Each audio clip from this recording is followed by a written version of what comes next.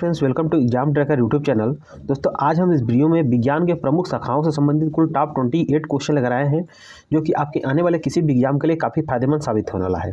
दोस्तों, अगर आप किसी भी एग्जाम की तैयारी कर रहे हैं, अगर विज्ञान के इस शाखा से संबंधित क्वेश्चन अगर आपके एग्जाम में पूछा गया तो इस वीडियो से बाहर नहीं जाने वाला है, इसलिए पूरा वीडियो ध्यान से देखिएगा। आपको इस वीडियो से निश्चित ही मदद मिलेगी। दोस्तों, मैं वीडियो के अंत में एक क्वेश्चन का टेस्ट भी रखा हूँ आपके लिए, जिसका जवाब आपको कमेंट बॉक्स में लिखकर बताना होता है। अगर आपने पूरा वीडियो ध्यान से देखा तो उस क्वेश्चन का जवाब बड़े ही आराम से दे पाएंगे। तो चलिए दोस्तों, बिना किसी देरी के हुए हम लोग आज का वीडियो स्टार्ट करते हैं। क्वेश्चन नंबर 1 है, फलों का अध्ययन कहलाता है। तो फलों का अध्ययन कहलाता है पोमोलॉजी। क्या कहलाता है? पोमोलॉजी। इस तरह से इसका ऑप्शन नंबर ए से हो जाएगा। पोमोलॉजी के अंतर्गत फलों का अध्ययन किया जाता है, ये आपको याद रखना है। ध्यान दीजिएगा, एंथोलॉजी, पोमोलॉजी, ये शब्द बार बार 2-3 बार रिपीट करके आप याद कर लीजिए, क्योंकि एंथोलॉजी, पोमोलॉजी क्या है इसका मतलब समझिए। पहले आप एक ट्रिक के थ्रू मैं बताने की कोशिश कर रहा हूँ ताकि आपको भूले नहीं, ठीक है। तो देखिए, जब कभी आशीर्वाद देते हैं बड़े बुजुर्ग तो बोलते हैं जाओ फूलो फलो, ठीक है। फूलो फलो, तो पहले फूल आ रहा है फिर फल आ रहा है। उसी प्रकार एंथोलॉजी, पोमोलॉजी, तो एंथोलॉजी के अंतर्गत फूलों का अध्ययन होता है और पोमोलॉजी के अंतर्गत फलों का अध्ययन होता है।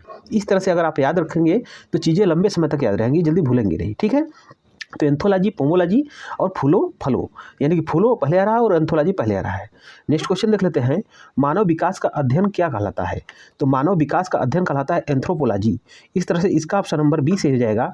एंथ्रोपोलॉजी के अंतर्गत मानव विकास का अध्ययन किया जाता है, ठीक है। नेक्स्ट क्वेश्चन है, क्वेश्चन नंबर 3 है, ऑस्टियोलॉजी। ऑस्टियोलॉजी में किसका अध्ययन होता है? तो ऑस्टियोलॉजी के अंतर्गत अस्थियों का अध्ययन होता है। देखिए, यहाँ पर पहला उच्चारण ही देख लीजिए, अस्थियो और ऑस्टियो दोनों का उच्चारण एकदम सेम है। यानी कि ऑस्टियोलॉजी के अंतर्गत किसका अध्ययन होता है? तो अस्थियों का अध्ययन होता है, ठीक है, अर्थात हड्डियों का। इस तरह से इसका ऑप्शन नंबर डी से हो जाएगा। ऑस्टियोलॉजी के अंतर्गत हड्डियों का अध्ययन किया जाता है। नेक्स्ट क्वेश्चन है, कीटों का अध्ययन क्या कहलाता है? तो कीटों का अध्ययन कहलाता है एंटमोलॉजी, ठीक है, एंटमोलॉजी। इस तरह से इसका ऑप्शन नंबर ए से हो जाएगा। यहाँ पर ध्यान देने वाली बात है कि एंट यानी कि आंट, एंट और आंट एक तरह से एक ही उच्चारण है। तो आंट मीन्स होता है चींटी। चींटी क्या होती है? एक प्रकार का कीड़ा ही होती है, ठीक है। तो चींटी जो है कि एंटोमोलॉजी से क्या हो जाएगा? कीटों का अध्ययन, ये आपको याद रखना है। इस तरह से इसका ऑप्शन नंबर ए से हो जाएगा। क्वेश्चन नंबर 5 है, मधुमक्खी पालन का संबंध है। तो मधुमक्खी जो पालन होता है वो किससे संबंधित है? तो है एपी कल्चर से। किससे? AP culture. इस तरह से इसका ऑप्शन नंबर बी से हो जाएगा। एपी कल्चर के अंतर्गत मधुमक्खी का पालन किया जाता है, इसका आपको याद रखना है। नेक्स्ट क्वेश्चन है, भूकंपों का अध्ययन कहलाता है।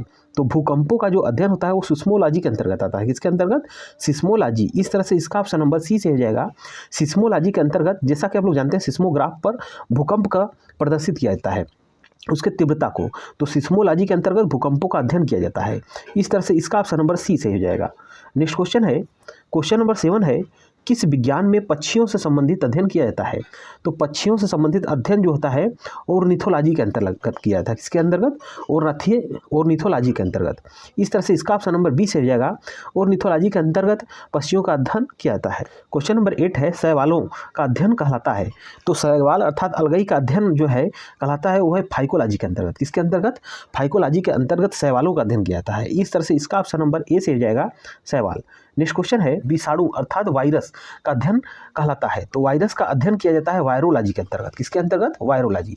अगर आपसे हिंदी में पूछा जाए तो विषाणु पूछेगा सवाल में, ठीक है। वायरस अगर नहीं दिया तो वायरोलॉजी के अंतर्गत। अगर इसका इंग्लिश याद है आपको तो आपको याद करने में दिक्कत नहीं होगा। वायरोलॉजी के अंतर्गत वायरस का अध्ययन किया जाता है, ठीक है, अर्थात विषाणु का। नेक्स्ट क्वेश्चन है, क्वेश्चन नंबर 10 है, कोशिका अर्थात सेल का अध्ययन क्या कहलाता है? तो सेल का अध्ययन कहलाता है साइटोलॉजी के अंतर्गत। इस तरह से इसका ऑप्शन नंबर सी से हो जाएगा। साइटोलॉजी के अंतर्गत सेल अर्थात कोशिका का अध्ययन किया जाता है। नेक्स्ट क्वेश्चन है, क्वेश्चन नंबर 11 है, अंगूरों का उत्पादन संबंधित है। तो अंगूरों का उत्पादन है वीटी कल्चर से संबंधित। किससे? वीटी कल्चर के अंतर्गत अंगूरों का अध्ययन किया जाता है। इस तरह से इसका ऑप्शन नंबर सी से हो जाएगा। नेक्स्ट क्वेश्चन है, नेत्र रोग का चिकित्सक कहलाता है। तो नेत्र रोग के जो चिकित्सक होते हैं उनको क्या कहा जाता है? तो उनको कहा जाता है ऑप्थाल्मोलॉजिस्ट। ऑप्थाल्मोलॉजिस्ट। इस तरह से इसका ऑप्शन नंबर ए से हो जाएगा। ऑप्थाल्मोलॉजिस्ट नेत्र रोग चिकित्सक को कहा जाता है। नेक्स्ट क्वेश्चन है, नक्शा बनाने की कला क्या कहलाती है? तो नक्शा बनाने की जो कला होती है उसको कहा जाता है कार्मोग्राफी। क्या कहते हैं?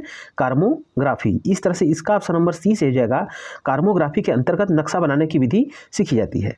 नेक्स्ट क्वेश्चन है, जीवों में पाए जाने वाले रोगों का अध्ययन कहलाता है।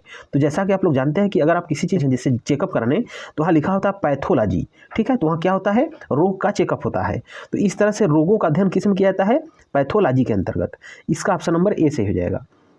नेक्स्ट क्वेश्चन है, क्वेश्चन नंबर 15 है, कवक। कवक अर्थात कवकों, फंगस जिसको इंग्लिश में कहा जाता है, का अध्ययन क्या कहलाता है? तो कवकों का अध्ययन कहलाता है माइकोलॉजी। क्या कहलाता है? माइकोलॉजी। इस तरह से इसका ऑप्शन नंबर बी से हो जाएगा। माइकोलॉजी के अंतर्गत कवक का अध्ययन किया जाता है अर्थात फंगस का। नेक्स्ट क्वेश्चन है, सिक्कों का अध्ययन कहलाता है। तो सिक्कों का अध्ययन कहलाता है न्यूमिस्मैटिक। क्या कहलाता है? न्यूमिस्मैटिक। इस तरह से इसका ऑप्शन नंबर ए से हो जाएगा। नेक्स्ट है, रेशम कीट पालन संबंधित है। तो रेशम कीट, रेशम के जो कीड़े होते हैं, रेशम के कीड़े, उनका पालन होता है, ठीक है, तो वो किसके अंतर्गत आता है? तो सेरीकल्चर के अंतर्गत। किसके? सेरीकल्चर। इस तरह से इसका ऑप्शन नंबर सी से हो जाएगा। रेशम कीट का जो पालन होता है वो सेरीकल्चर के अंतर्गत किया जाता है। नेक्स्ट क्वेश्चन है, वंशानुगत गुणों का अध्ययन किया जाता है। तो वंशानुगत जो गुण होते हैं, वंश के अनुसार जो गुण पाए जाते हैं लोगों में, उसका अध्ययन किया जाता है जीनेटिक्स में। किसमें? जीनेटिक्स में। इस तरह से इसका ऑप्शन नंबर बी से हो जाएगा, जीनेटिक्स। नेक्स्ट क्वेश्चन है, एस्ट्रोनॉमी। एस्ट्रोनॉमी के अंतर्गत किसका अध्ययन किया जाता है? तो एस्ट्रोनॉमी, जैसा कि नाम से आप जानते होंगे, सुने होंगे नाम, एस्ट्रोनॉमी के अंतर्गत खगोलीय पिंडों का अध्ययन किया जाता है। खगोलीय पिंडों का। इस तरह से इसका ऑप्शन नंबर सी से हो जाएगा, खगोलीय पिंड। नेक्स्ट है, मस्तिष्क रोग का अध्ययन किसके अंतर्गत किया जाता है? तो मस्तिष्क रोग जो होते हैं उनका अध्ययन न्यूरोलॉजी के अंतर्गत किया जाता है। किसके अंदर? न्यूरोलॉजी। इस तरह से इसका ऑप्शन नंबर ए से हो जाएगा, न्यूरोलॉजी। नेक्स्ट क्वेश्चन है, ध्वनि विज्ञान। ध्वनि विज्ञान का अध्ययन किसमें किया जाता है? तो ध्वनि विज्ञान का जो अध्ययन होता है वो किया जाता है एक्रोस्टिक्स में। किसमें? एक्रोस्टिक्स में। इस तरह से इसका ऑप्शन नंबर सी से हो जाएगा, एक्रोस्टिक्स। नेक्स्ट क्वेश्चन है, किस विज्ञान के अंतर्गत समस्त ब्रह्मांड का अध्ययन होता है?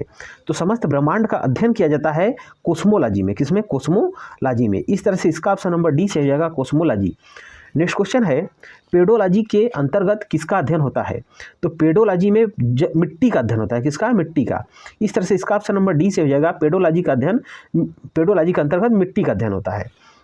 नेक्स्ट क्वेश्चन है, क्वेश्चन नंबर 24 है, झाड़ियों का अध्ययन किसके अंतर्गत होता है? तो झाड़ियों का अध्ययन होता है डेंड्रोलॉजी के अंतर्गत। देखिए यहाँ पर डेंड्रो से समझिए पहले कि डेंड्रो, डंडे का नाम आप सुने होंगे, तो डंडा बनता है किससे? झाड़ियों से ही बनता है, ठीक है। तो झाड़ियों में किसका अध्ययन होता है? डंडा का, अर्थात डेंड्रोलॉजी का। इस तरह से इसका ऑप्शन नंबर ए से हो जाएगा। नेक्स्ट क्वेश्चन है, क्वेश्चन नंबर 25 है, सांपों का अध्ययन किसके अंतर्गत होता है? तो सांपों का अध्ययन होता है ओफियोलॉजी के अंतर्गत। किसके अंतर्गत? ओफियोलॉजी। इस तरह से इसका ऑप्शन नंबर बी से हो जाएगा। देखिए जब आप ओफियो शब्द बोलते हैं तो आपके मुंह से हवा निकल रहा है, ओफियो, ठीक है, और सांप जब फूंकता है तो हवा निकलता है, तो ओफियो किसके अंतर्गत आता है? तो इस सांपों का अध्ययन किया जाता है इसमें। इस तरह से इसका ऑप्शन नंबर बी से हो जाएगा। नेक्स्ट क्वेश्चन है, उत्तकों का अध्ययन कहलाता है। तो उत्तकों का जो अध्ययन होता है वो किया जाता है हिस्टोलॉजी के अंतर्गत। किसके अंतर्गत? हिस्टोलॉजी। इस तरह से इसका ऑप्शन नंबर बी से हो जाएगा। नेक्स्ट क्वेश्चन है, हॉर्टिकल्चर के अंतर्गत किसका अध्ययन होता है? तो हॉर्टिकल्चर के अंतर्गत बागवानी का अध्ययन किया जाता है। किसका? बागवानी का। इस तरह से इसका ऑप्शन नंबर सी से हो जाएगा। क्वेश्चन नंबर 28 है, स्वप्नों अर्थात सपनों के अध्ययन का विज्ञान कहलाता है। तो सपनों के अध्ययन का जो विज्ञान होता है उसको कहते हैं ऑनिरोलॉजी। ऑनिरोलॉजी। इस तरह से इसका ऑप्शन नंबर ए से हो जाएगा। और ऑनिरोलॉजी के अंतर्गत स्वप्नों का अध्ययन किया जाता है। तो दोस्तों ये टॉप 28 क्वेश्चन इसमें रखा गया था। आपको यह वीडियो जरूर पसंद आया होगा। अगर वीडियो पसंद आया हो तो वीडियो को लाइक जरूर कीजिएगा। चलिए दोस्तों, अब हम लोग आज के लिए जो आपका टेस्ट रखा गया है क्वेश्चन का उसको देख लेते हैं। आज का सवाल है विज्ञान के किस शाखा के अंतर्गत जीवाणुओं अर्थात बैक्टीरिया का अध्ययन किया जाता है? ये 4 ऑप्शन दिया गया है। आपको कमेंट बॉक्स में लिखकर बताना है कि किसके अंतर्गत बैक्टीरियाज का अध्ययन किया जाता है। तो दोस्तों ये था हमारा आज का वीडियो। आपको ये वीडियो कैसा लगा है प्लीज़ कमेंट बॉक्स में जरूर बताइएगा। अगर वीडियो अच्छा लगा हो तो वीडियो को लाइक करें और अपने दोस्तों में अधिक से अधिक शेयर करें। साथ में इसी तरह का इंटरेस्टिंग और महत्वपूर्ण वीडियो पाने के लिए एग्जाम ट्रैकर चैनल को सब्सक्राइब करके बेल आइकन को दबा लें, क्योंकि हम इस चैनल पर ऐसे ही वीडियो लेकर आते रहते हैं। तो दोस्तों मिलेंगे फिर नेक्स्ट वीडियो में, तब तक के लिए जय हिंद।